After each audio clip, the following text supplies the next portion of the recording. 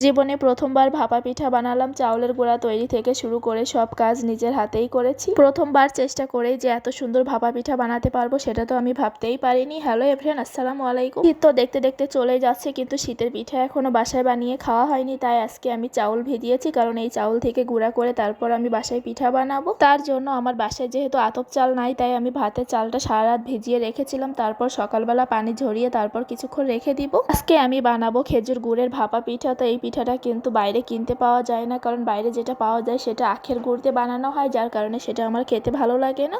তাই আজকে আমি বাসায়ই তৈরি করব। পানি ঝরানো চালটা আমি এখন একটা কাপড়ের ওপর দিয়ে তারপর কিছুটা সময় রোদে রেখে শুকিয়ে নিব। তো আমার এই রুমে এখানে একটু রোদ আসে, তার জন্য আমি এখানেই চালটা রেখে দিলাম। তো খুব বেশি একটা সময় লাগবে না, অল্প সময়ের মধ্যেই পানিটা শুকিয়ে যাবে। চালটা ভালোভাবে শুকানোর জন্য মাঝে কয়েকবার আমি একটু উল্টে পাল্টে দিব। তারপর পানিটা ভালোভাবে শুকিয়ে গেলে আমি চালটা গুঁড়া করে নিব। চালটা আজকে আমি ব্লেন্ডারেই গুঁড়া করব, তার জন্য আমি একটা ব্লেন্ডারে জার নিয়ে নিয়েছি। তো ব্লেন্ডারে জারের ভিতরে আমি এখন চালটা দিয়ে দিচ্ছি।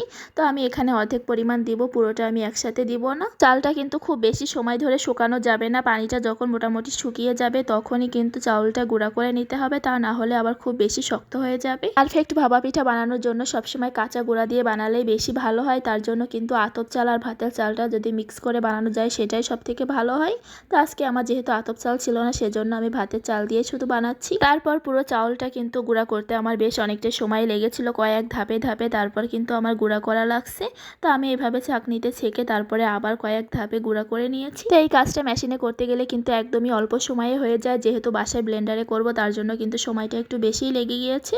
তো চাউলটা কিন্তু আমার গুঁড়া করা হয়ে গিয়েছে। তো এখানে কিন্তু সব কয়টা জারই আমি বের করে নিয়েছিলাম। এতটুকু পরিমাণে গুঁড়ো কিন্তু আমার হয়েছে। তো আরও কিছুটা পরিমাণে ছিল সুজি পর্যায়ে, তো ওইগুলো কিন্তু আরও কয়েকবার দিতে হতো। তা আমি আর দেইনি, কারণ অনেকটা সময় লেগে গিয়েছে, তার জন্য আমারও আর ভালো লাগছিল না। চালনি দিয়ে আমি সবটা চেলে নিয়েছি। তো গুঁড়াটা কিন্তু অনেক সুন্দর মিহি হয়েছে। তারপর আমি সন্ধ্যাবেলা চলে আসলাম পিঠা বানানোর জন্য। ভাপা পিঠাগুলো কিন্তু আজকে আমি এই হাঁড়িতেই বানিয়ে নিব। তো এই হাঁড়িটা কিন্তু আগে থেকে আমার বাসায় ছিল। তো অলরেডি কিন্তু আমার কয়েকটা পিঠা বানানো হয়ে গিয়েছে।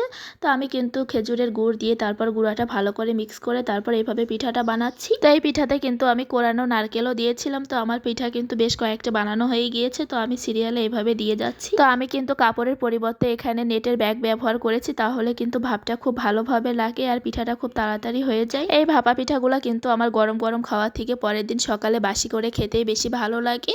তো পিঠাগুলো কিন্তু আমি বিভিন্ন রকমভাবে বানিয়ে নিয়েছি। তো পিঠার ভিতরে কিন্তু আমি আলাদাভাবে গুড় দিয়ে তারপরেও বানিয়েছিলাম। একদম শেষে দোকানে যেইভাবে বানিয়ে বিক্রি করে সেইভাবেও আমি বানিয়েছিলাম। তো আজকের ভিডিওটা আপনাদের কাছে কেমন লাগলো অবশ্যই কিন্তু জানাবেন। শীতের সময় গ্রামে গেলে তো অনেক রকমের পিঠা খাওয়া হতো, কিন্তু এবার আর আমাদের যাওয়া হয়নি। তো আপনারা কে কে গ্রামে গিয়েছেন আর পিঠা খেয়েছেন অবশ্যই জানাবেন।